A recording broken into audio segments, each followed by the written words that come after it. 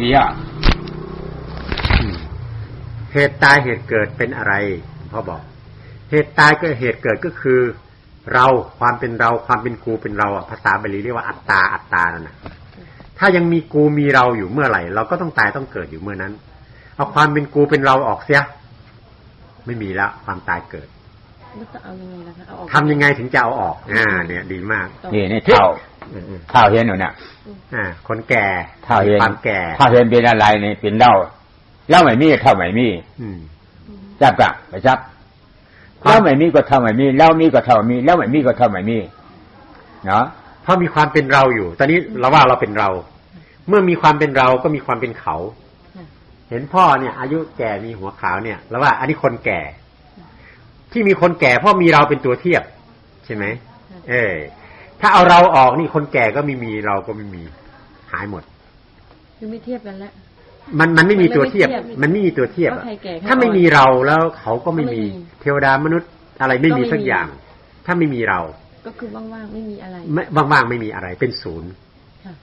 เป็นศูนย์ไม่มีเราก็เป็นศูนย์ทันทีเลยความรู้สึกเป็นเรานี่มันไม่ได้มีเป็นตัวเป็นตนไม่มี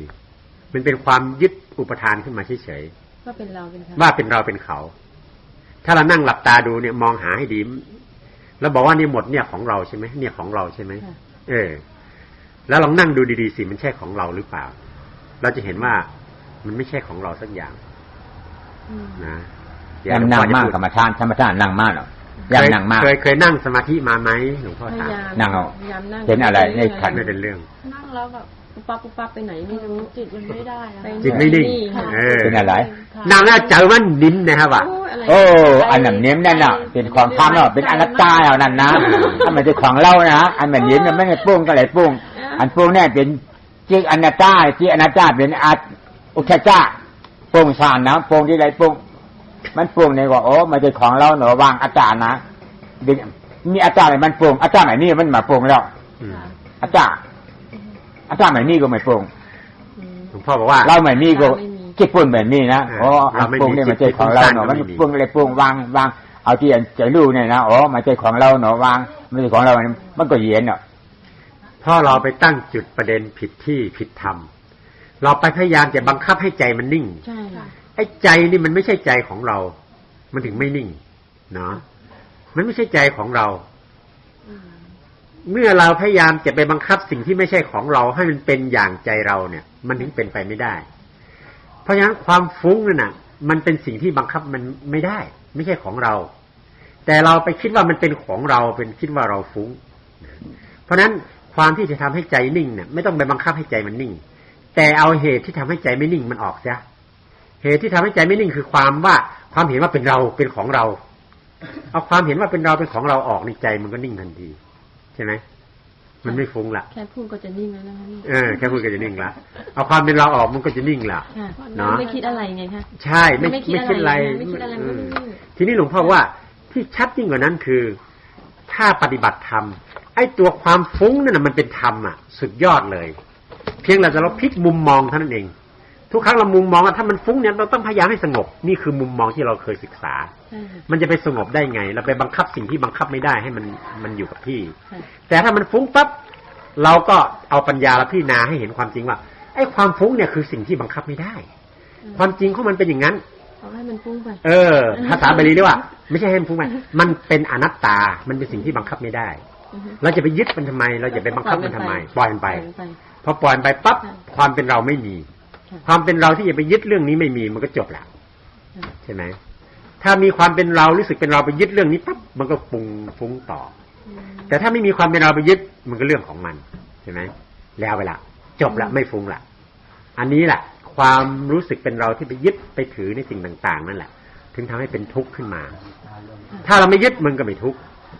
ไม่มีความเป็นเราไปยึดมันก็ไม่ทุกข์เราก็พยายามนะเวลาโมโหขึ้นมาก็พยายามนะแต่มันโมโหอ่ะทำไงอย่าพยายามบังคับความโมโหไปบังคับผู้ที่โมโหไปเอาผู้โมโหออกผู้โมโหออกคือผู้โมโหคือใครก็โมโหลูกน้องใครโมโหหนูค่ะหนูเราโมโหใช่ไหมถ้าเอาเราออกจะมีใครโมโหไหมฮะต้องตายกันไปข้างนะงานนี้อะไรอย่างเนั่นแหละเพราะมันมีเราอยู่ไงมันถึงโมโหเอาความเป็นเราออกทิ้งใช่วางมันไม่ใช่ของเรา ไม่ใช่เราวางอย่างนี้ปั๊บมันจะโมโหไหมอันนี้จิตโป่งเนี่ยมันเป็นทำจิตโป่งเนาะทำจิตโป่งนะแต่รูปจิตโป่งทำนี่ฮะรูปจิตรูปโป่งเนี่ยมันเจ็บมาเจนมาจ้องมาตอดมาชันมาเน็ตมาหนาวมาร้อนมามันเกิดขึ้นมานะครับเกิดเลยนะเป็นหนังมันจะเกิดกันนะมันเกิดขึ้นมาอะไรก็ไม่ให้เจ็บก็เจ็บไม่ให้ปวดก็ปวดโอ้อันนั้นตามไม่ได้ของเราเนาะเอาวางอาจารย์ไม่ได้ของเราเนาะไม่เอาแล้วไม่ได้ของเขาเนาะเนี่ยเจ็บขึ้นมาโอ้อันนั้นตามไม่ได้ของเราเนาะหนาวมาอันนั้นตามไม่ได้ของเราเนาะวางอาจารย์วางเนี่ยอาจารย์มันมีก็เจ็บก็มันมีปวดก็มันมีหลวงพ่อบอกว่าเมื่อกี้ที่ฟุ้งไปเนี่ยเป็นเรื่องของใจเรื่องของนามเรื่องของใจฟุ้งไปเนาะถ้าเราวางได้เป็นอนัตตาไม่ใช่ของเราไม่เกี่ยวกับเราก็จบละแต่ทีนี้มีอันหนึ่งที่มันฟุ้งไปในกายอย่างเช่นความเจ็บความปวดนะอันนี้เป็นรูปเขาเรียกว่ารูปความเจ็บความปวดเต้นตอดเย็นร้อนอ่อนแข็งต่างๆเวลามันเกิดขึ้นมาถ้าเราไปยึดว่าเป็นเราทุกทันทีเป็นเราเจ็บเราปวดแต่ถ้าเราพิจารณาลงไปในความเจ็บความปวดนั้นจะเห็นความจริงว่าความเจ็บความปวดเนี่ยมันบังคับไม่ได้เวลาความเจ็บเกิดขึ้นมาที่ขาเราบอกว่าหายเจ็บเดี๋ยวนี้เนี่ยได้ไหมไม่ได้แสดงว่ามันบังคับไม่ได้เมื่ออันนี้บังคับไม่ได้แล้วเราบอกว่าเป็นของเรามันใช่หรือเปล่าล่ะใช่ของเราไหมไม่ใช่ของเราใช่ไหมถ้าใช่ของเรามันต้องบังคับได้พอเราเห็นความจริงว่ามันไม่ใช่ของเรานี่เมื่อไม่ใช่ของเราก็วางอนัตตาไม่ใช่ของเราวางเลยเวลาเจ็บขึ้นมานี่ไม่ใช่ของเราบังคับไม่ได้วางเลยใจมันก็จะวางหายเจ็บแล้วนะมันพอใจวางแล้วมันก็ไม่เจ็บที่ใจไม่เจ็บก่อนพอที่ใจไม่เจ็บที่ตัวก็หายเจ็บมันเหมือนสวิตช์ไฟ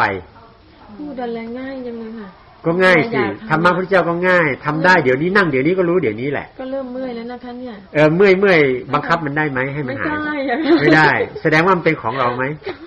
เป็นอัตตาหรือเป็นอนัตตาไม่ทิ้งใช่ไหมคะความที่เรายึดว่าเป็นของเรานั้นมันถึงได้ทุกข์ถ้าเราเห็นมันไม่ใช่ของเราปั๊บมันเรื่องของมันนี่เราวางละไม่ทุรนทุรายหัวใจไม่ทุรนทุรายพอหัวใจไม่ทุรนทุรายกับมันเดี๋ยวหายละใช่ไหมถ้ามันเจ็บขึ้นมาเราเป็นความเป็นเราไปยึดเราจะสนใจอยู่กับขาเจ็บเสียงหลวงพ่อพูดก็อาจจะไม่ได้ยินอะไรก็ไม่รู้เรื่องมีแต่ขาเจ็บอย่างเดียวแต่ถ้าเราไม่สนใจมันเรื่องของมันนี่ใจเราก็มาสนใจเรื่องอื่นเดี๋ยวมันก็หายไปเองลืมไปเองอย่างเงี้ยเนาะเอาความเป็นเราออกเนาะทุกอย่างเกิดขึ้นที่หลวงพ่อบอกในวิธีภาวนาคือว่าเจ็บปวดเปิดขึ้นอนัตตาไม่ใช่ของเราวางอนัตตาบังคับไม่ได้วางใช่ไหมบังคับไม่ได้นี่วางใจเราก็จะไม่ยึดพี่คิดว่าเราเริ่มแรกจะต้องนั่งสักเท่าไหร่ถึงจะ5 นาที10 นาที20 นาทีพอ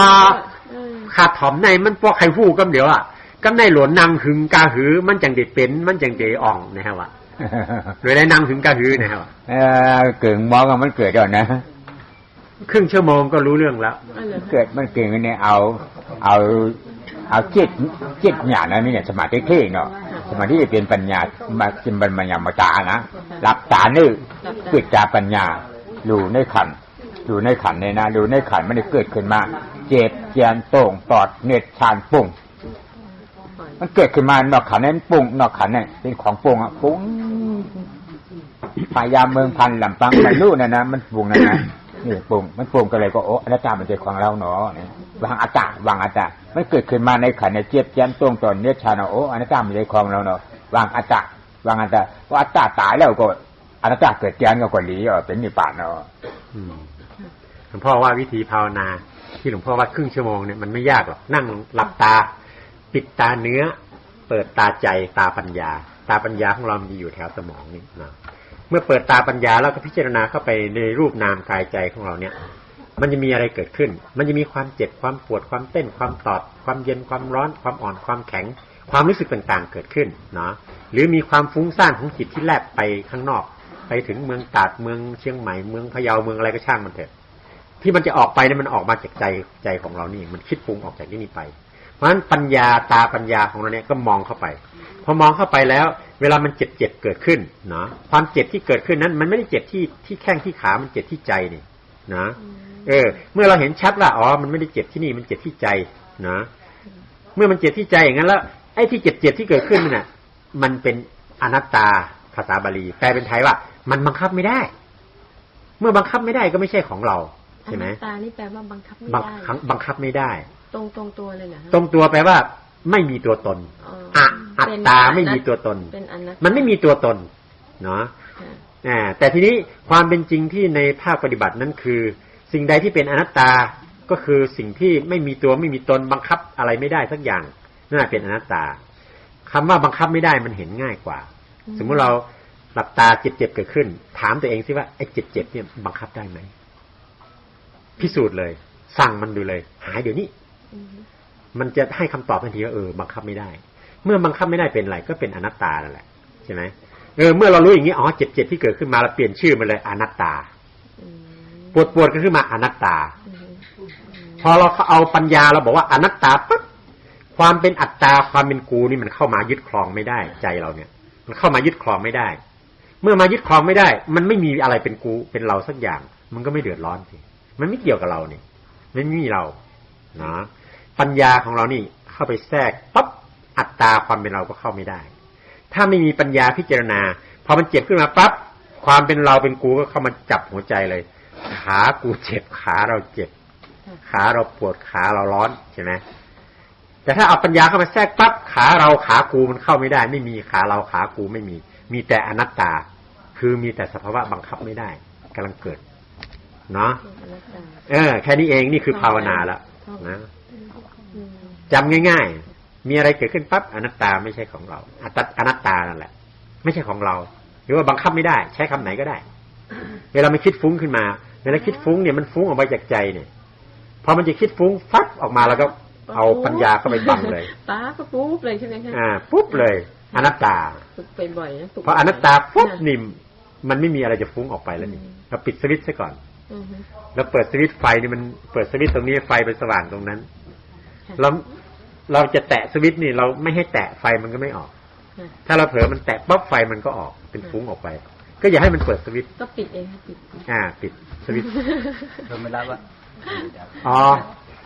แม่หลวงพ่อแผ่เมตตาเนี่ยข้ามันได้แล้วยอมจะฟังเมื่อกะฮะโมโหนึกว่าจะฟังธรรมบอกจะเมื่อแต่คณะเพิ่งก่อนอันโมโหกันอันก็ฮับเมตตาจะฮับเมตตาก็ฮับก่อนกระทาเดี๋ยวเขาจะฮิปเมื่อว่าย้อนเมตตาเหตุกั้มก่อนกั้มไก่อุตราแทนมาเข้ามาใกล้ๆเข้ามาใกล้ๆเอาตรงงูอันนี้นี่จะปิ้งเอามางูจิ้งเหลียงเดี๋ยวสนทนาต่อเขาจะรับเมตตาก่อนเดี๋ยว